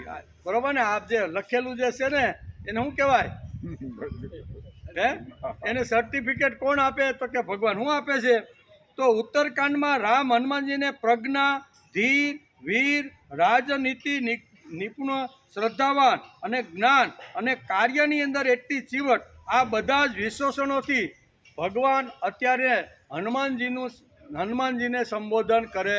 તમારી અંદર હનુમાનજી આટલા ગુણોનો ભંડાર છે. ભગવાનના મુખારવિંદમાંથી જે ભક્તને માટે વાણી નીકળે એ ભક્તની કેટલી મોટી લાયકાત. ભગવાન પોતે જ બોલે છે કે હે હનુમાન, તું જો મને ન મળ્યો હોત ને તો હું સીતા લાવી શક્યો ન હોત. તારા માટે હું 5 પ્રાણ, એવું ઉત્તરકાંડમાં લખ્યું છે કે તારા માટે હું 5 પ્રાણ જો આપી દઉં ને તો પણ તે મારા ઉપર કરેલો જે પ્રેમ છે, તે મારું કામ કર્યું એનો હું કોઈ દી બદલો વાળી શકું એમ.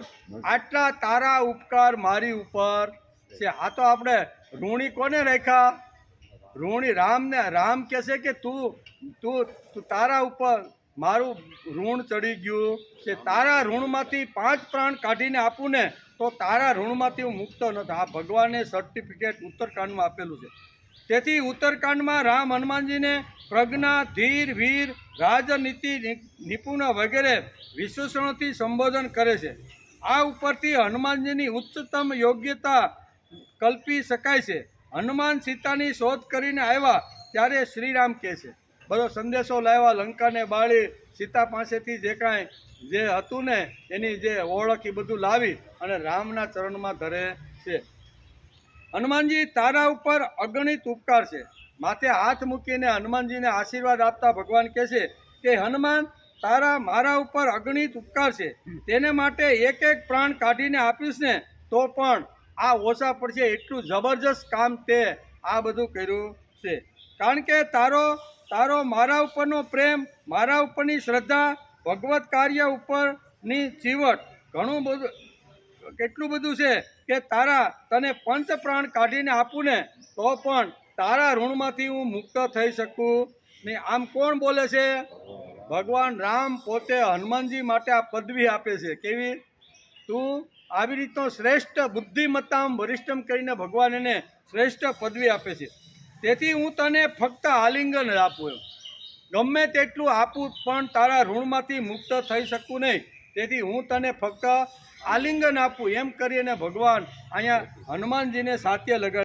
એક પશ્ય ઉપકારસ્ય પ્રાણાનામ દાસ્યંતી તે કપે એટલે વાનર. એમ કે હે કપે, હે વાનર, મારો એક પ્રાણ તને જો આપું તો પણ તારા ઉપકારનો બદલો હું વાળી શકું એમ નથી. એમ સ્પષ્ટ રીતે કહે છે કે હનુમાનજી એવું દુષ્કર કાર્ય કર્યું છે જે લોકો તો મનથી પણ કરી શકતા નથી.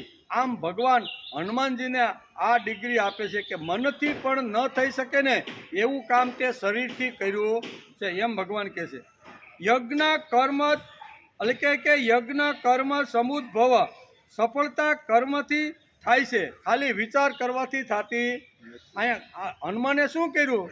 હનુમાનને ખબર પડી ગઈ. જામવંતે કીધું કે ભાઈ મારી આંખ એટલી મજબૂત છે કે અહીંથી હજારો કિલોમીટર મારી દ્રષ્ટિ જઈ શકે છે, પણ હું વૃદ્ધ થઈ ગયો છું, હું ઉડી શકું એવી મારી તાકાત નથી. તેથી મારી અંદર અહીંયા દ્રષ્ટિ સારી છે પણ પાંખ નથી. એમ કોઈ પાંખ આપવાવાળો હોય ને તો હું જે પ્રમાણે બતાવું એ પ્રમાણે અહીંથી 400 ગાઉનો સમુદ્ર કૂદીને કોઈ જાય ને તો સીતા 100% તમને મળશે. આમ જ્યારે અહીંયા શું કહેવાય સંપાતિ જ્યારે એને કહેશે ને ત્યારે એ બધી વાર્તા તો આપણે બધાને ખબર છે. અને પછી હનુમાનજીની પાંખ અને સંપત્તિની આંખ, એટલે કે વૃદ્ધ અને યુવાન જ્યારે ભેગા થાય ને ત્યારે જ ભક્તિ થાય, નકર ભક્તિ થાય. ભક્તિ જો કરવાની હોય તો યુવાનની પાંખ જોઈએ અને વૃદ્ધોની આંખ જોઈએ. વૃદ્ધોની આંખ એટલે વૃદ્ધોનું માર્ગદર્શન. 60, 70, 80 વર્ષ સુધી સમાજની અંદર બધી ખાટી મીઠી બધું જોયું છે, ઘણી બધી ચડતી પડતી જોઈ. એની પાસે અનુભવનું ભંડોળ છે.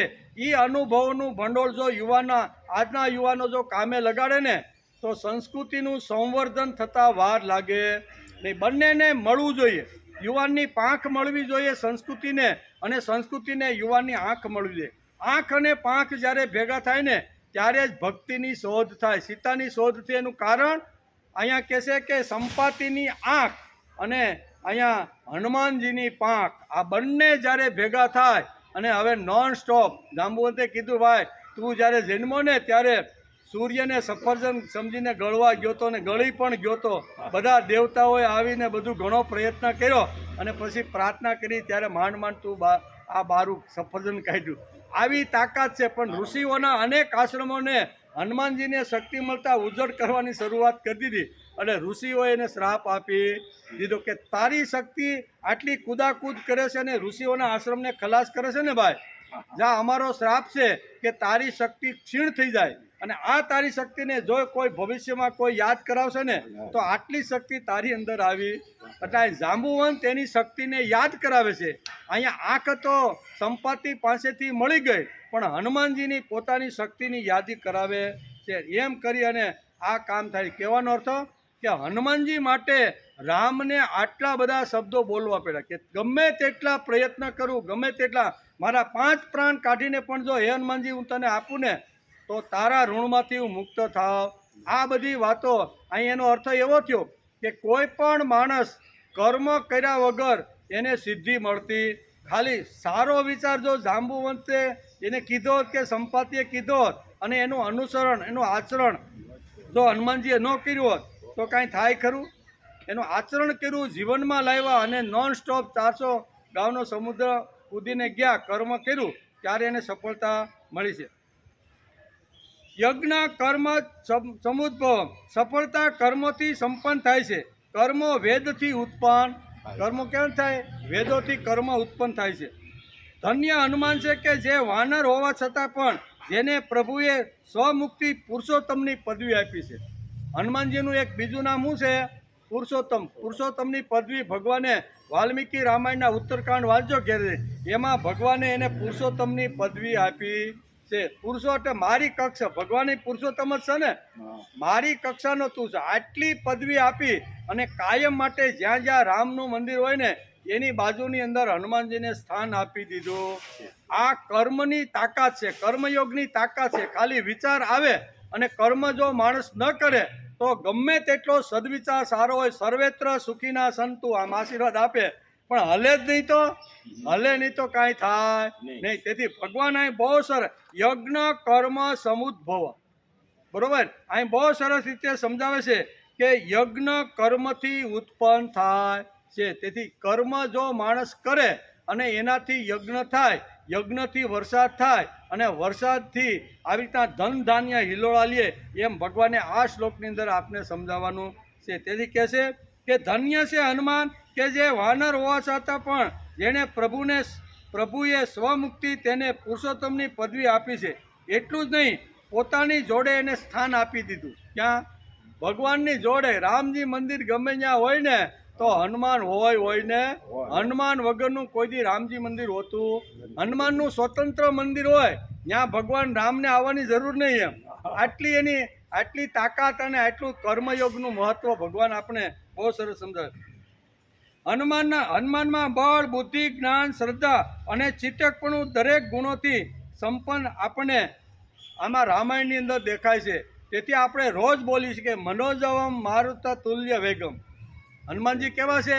મન અહીં કહે છે ને, પવન કરતાં પણ વેગવાન, મનથી પણ જે આગળ જઈ શકે એવી રીતની શક્તિ ધારણ. મનોજવમ મારુત તુલ્ય વેગમ.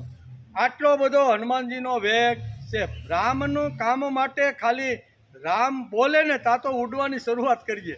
એટલે કર્મનું કેટલી તાકાત છે એ અહીંયા હનુમાનના ચરિત્ર ઉપરથી સમજાવે છે.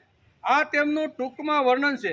તેમનામાં જબરજસ્ત વિદ્વતા હતી, બુદ્ધિમત્તા વરિષ્ઠ હતા, તેમની વક્તશક્તિ પણ અજબ હતી. હનુમાનની વાણીમાં ભગવાન પ્રત્યેનો ભાવ, ભગવાન પ્રત્યેનો પ્રેમ અને ભગવાન પ્રત્યેની જબરજસ્ત આવી રીતની હનુમાનજીને ભગવાન ઉપરની શ્રદ્ધા અને વિશ્વાસ હતો. એમ અહીંયામાંથી જાણે જ્ઞાન નિષ્ઠા અને વૈચારિક પ્રવાહ અને સરળ છતાં પણ અર્થગંભીર ભાષા પ્રવાહ વહી રહ્યો હતો. આ સાંભળનારને લાગતું હનુમાને માનસશાસ્ત્રનો ઊંડો અભ્યાસ કર્યો હતો. તેમની મુત્સદીગીરી, વિદ્વતા, શ્રદ્ધા ઉપર રામનો અખૂટ અને અદ્ભુત વિશ્વાસ હતો.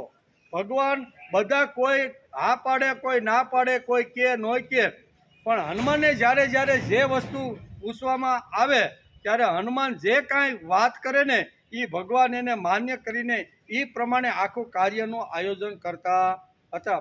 રામાયણનો એક પ્રસંગ છે કે રામ જે વખતે અહીંયા શું કહેવાય પેલા પાર જવાનું હતું ને સમુદ્ર બાંધવાનો હતો ને એ વખતે વિભીષણ અહીં એના 4 આવી રીતના પ્રધાનો સાથે અહીંયા રામને મળવા માટે આવે છે. રામને મળવા માટે આવે છે. રામની સાવણીની અંદર આવી રીતનું ઘણી બધી વાતોની ગડબડ થઈ કે દુશ્મનનો ભાઈ અને બહુ મોટો જેની પાસે આવી રીતનો શું કહેવાય સત્તા છે ને એવો વિભીષણ મળવા માટે આવ્યો છે. રામ કે કાંઈ વાંધો નહીં, અંદર બોલાવો. અંદર બોલાવ્યો, બધાની સભા છે. રામ એમાં બેઠા છે ને બધાને પૂછે છે કે દુશ્મનનો ભાઈ આપણી સાવણીમાં આવી અને આપણા પક્ષમાં રહેવા માગે છે તો તમારો બધાનો શું મત છે? આવું બધાને પૂછે છે. જાંબુવનથી શરૂઆત કરી નલ, નીલ, સુગ્રીવ બધાને પોતપોતાના અભિપ્રાય આપો ભાઈ કે તમે બધા આ દુશ્મનનો ભાઈ અત્યારે આપણા શરણ લેવા માટે, શરણાગતિ લેવા માટે આવ્યો છે તો આને આપણા પક્ષમાં લેવો કે નહીં લેવો એ તમે બધા સજેશન કરો. આમ રામ અહીં બેઠા બધા જે એનું આખું જે સૈન્યના જે મેન જે બધા હોય છે ને એ બધાને પૂછે છે. લક્ષ્મણ સહિત બધાને પૂછે છે અને બધાએ એક જ અવાજે કીધું આ દુશ્મનનો ભાઈ છે. કેવો? આપણે જેના સાથે લડાઈ કરવાની છે ને, જે એ લંકાપતિ રાવણનો આ ભાઈ છે, આ રાક્ષસ છે, આનો વિશ્વાસ કરાય નહીં. તેથી અમે બધા સુગ્રીવ હોય છે, જાંબુ હોય છે, નલ, નીલ બધા જ કહી દેશે કે દુશ્મનનો ભાઈ હોવાથી આ ક્યારે હું આપણા મંડળમાં કરી બે ને એનું કાંઈ નક્કી નહીં. આ ગર્ભિત જે મિટિંગ હાલતી હતી, ખાનગી મિટિંગ, એ ખાનગી મિટિંગમાં રામ બધા એકને વ્યક્તિગત પૂછે છે અને વ્યક્તિગત તરીકે બધા જ કહેશે ભાઈ અમે તો બધા ના પાડીએ છીએ કે દુશ્મનના ભાઈને કોઈ દિવસ આપણી સાવણીમાં, આપણા પક્ષમાં લેવાય નહીં. એવી વાત છે. હનુમાનની વાણીમાંથી જાણે જ્ઞાન નિષ્ઠ વૈચારિક પ્રવાહ વહેતો હોય, સરળ છતાં પણ અર્થ ગંભીર એટલે કે ભાષા પ્રવાહ વહી રહેતો. સાંભળનારને લાગતું હતું કે હનુમાનજી બોલે રાખે તો સારું. હનુમાને માનસશાસ્ત્રનો ઊંડો અભ્યાસ કર્યો હતો. તેમની મુત્સદીગીરી, તેમની વિદ્વતા, તેમની ભગવાન ઉપરની શ્રદ્ધા અતૂટ હતી.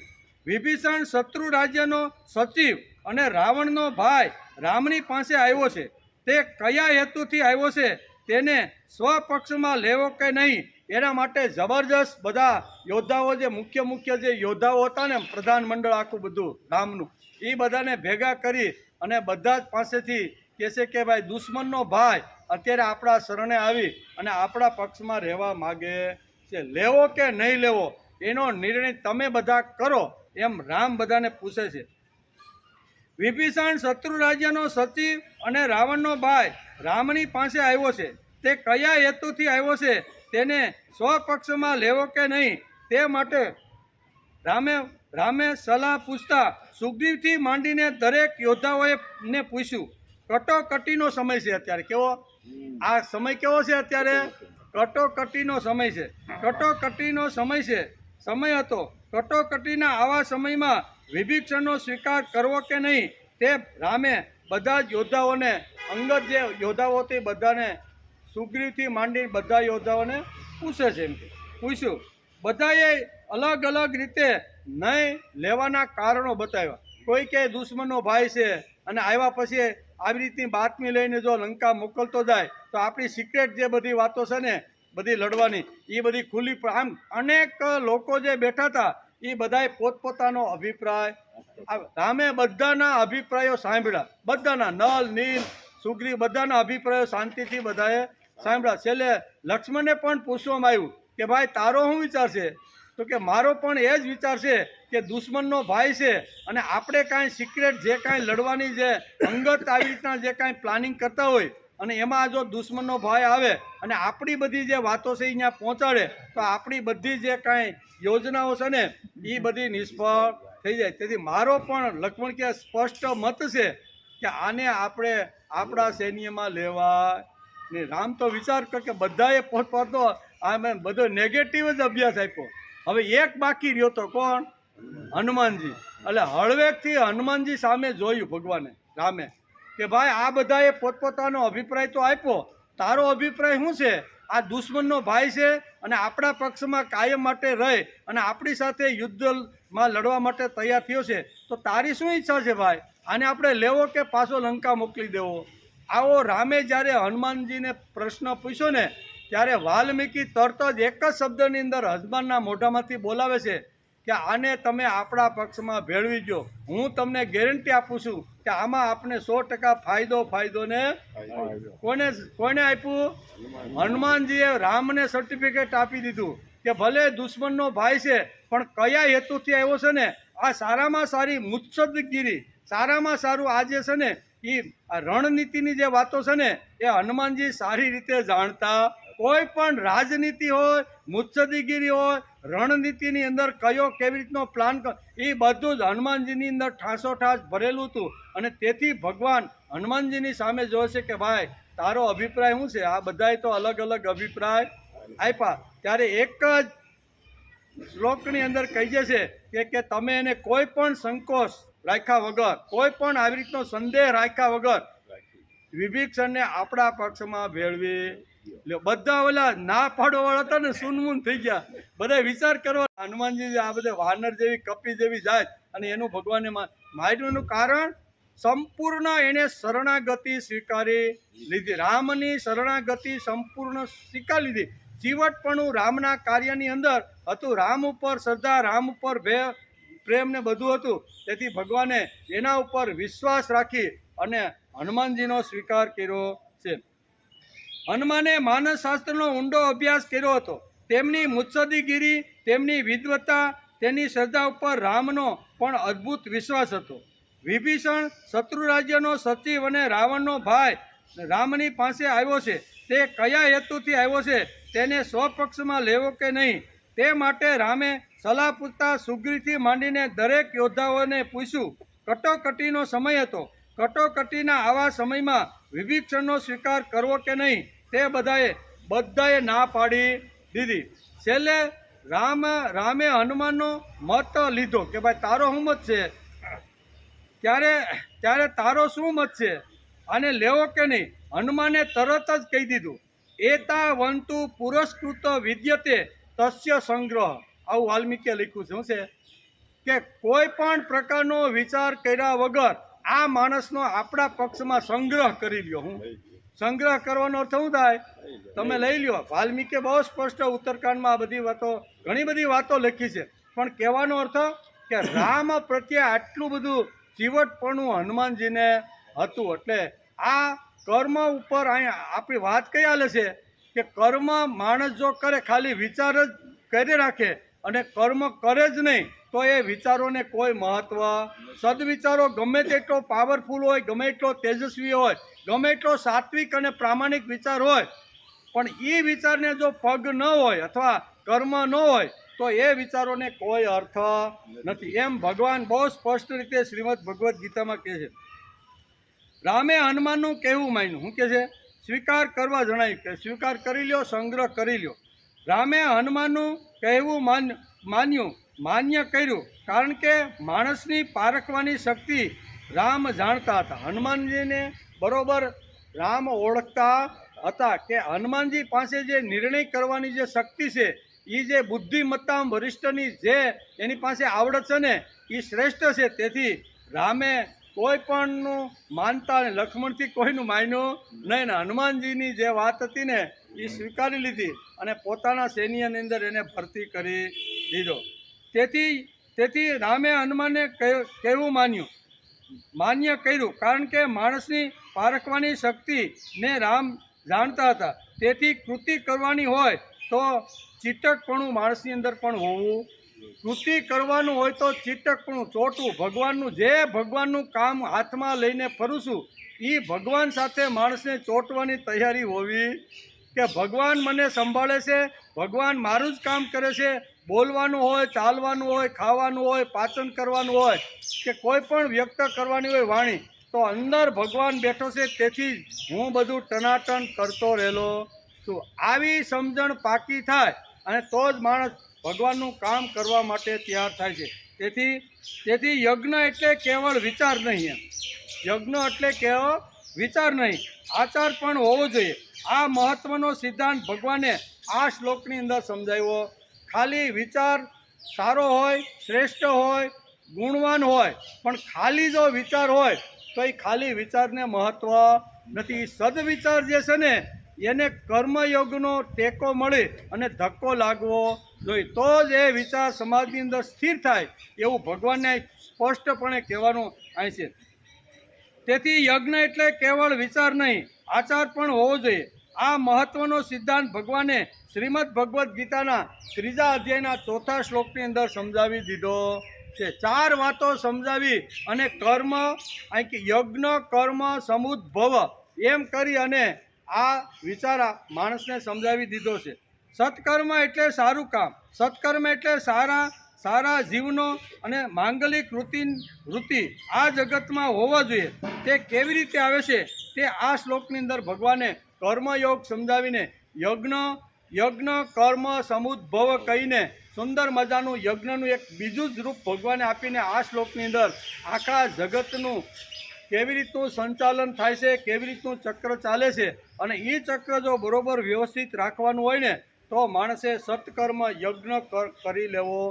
યજ્ઞથી આવી યજ્ઞમાં જે આહુતિ અપાય છે એ આહુતિથી અગ્નિનો જે ધુવાડો અથવા એની વરાળ છે એ આકાશમાં જાય છે. આકાશમાં ગયા પછી વાદળો બંધાય છે, વાદળો બંધાય અને વરસાદના રૂપમાં એ ધરતી ઉપર આવે છે અને ધરતી ઉપર જ્યારે વરસે છે ને ત્યારે 2 મુઠ્ઠી અનાજ નાખી તો એ મુઠ્ઠીમાંથી અનેક ગણું અનાજ ભગવાન એનાથી આખું આ ચક્ર ચાલતું રહેલું છે. પણ કર્મની વાત ભગવાને છેલ્લે કરી દીધી કે કર્મ વગર આ શક્ય નથી. એક યજ્ઞનો અર્થ થાય છે સત્કર્મ. કેવો?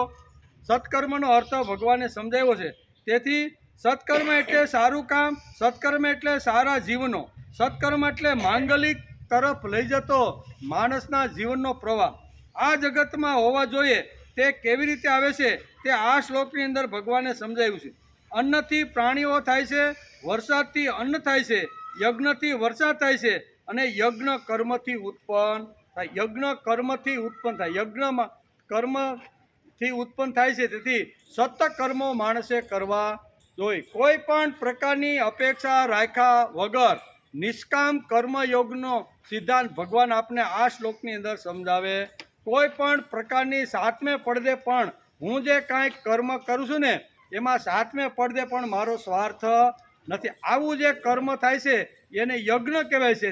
અને આવા સત્કર્મનો સાત્વિક કાર્ય જો સમાજમાં થાય તો એનાથી અહીંયા કહે છે વરસાદ પડે છે. આ અલગ અલગ યજ્ઞના જે સિદ્ધાંતો છે, અલગ અલગ જે વિચારો છે ને એ આપણે 9મા શ્લોકથી સમજતા રહ્યા છીએ. તેથી બહુ સરસ પૂજ્ય દાદા પાંડુરંગ શાસ્ત્રી ઘણીવાર કહે છે કે યજ્ઞ 8 શ્લોકની અંદર ભગવાને 3 અધ્યાયના આ 9થી 16 શ્લોકની અંદર રાખી દીધા છે. એનું મહત્ત્વ ખૂબ જ છે. દાદાના પ્રવચનો આ શ્લોકો ઉપર થયા છે, બરાબર.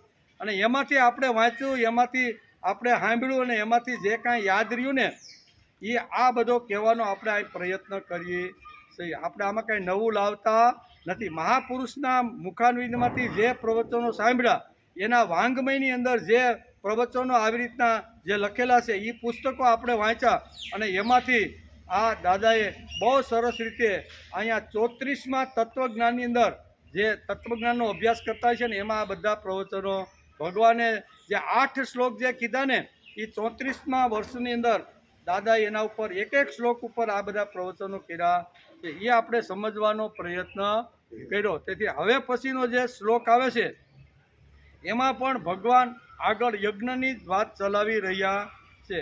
કર્મ બ્રહ્મોદ્ભવમ વિધિ બ્રહ્માક્ષર સમોદ્ભવમ તસ્મા સર્વગતમ બ્રહ્મ નિત્યમ યજ્ઞે પ્રતિષ્ઠિતા.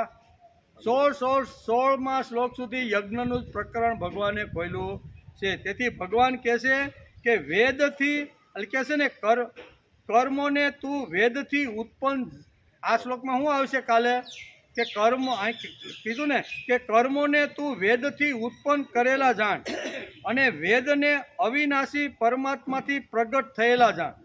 આથી તે સર્વવ્યાપી પરમાત્મા યજ્ઞ કર્તવ્ય કર્મમાં સદાય પ્રતિષ્ઠિત થયેલા. એટલે કર્મનું મહત્ત્વ, કર્મયોગ અત્યારે હાલે છે 3જો અધ્યાય એટલે આખો કર્મયોગ. અને કર્મયોગનું મહત્ત્વ યજ્ઞના માધ્યમથી અહીંયા ભગવાન અર્જુનને 8 શ્લોકની અંદર કર્મયોગ શા માટે માણસે કરવો જોઈએ એનું મહત્ત્વ અહીંયા 8 શ્લોકની અંદર સમજ આપ્યું છે. આવતીકાલે આપણે 15મો શ્લોક અને એ 15મા શ્લોકનો વિચાર આપણે આવતીકાલે. આજે આપણો ટાઈમ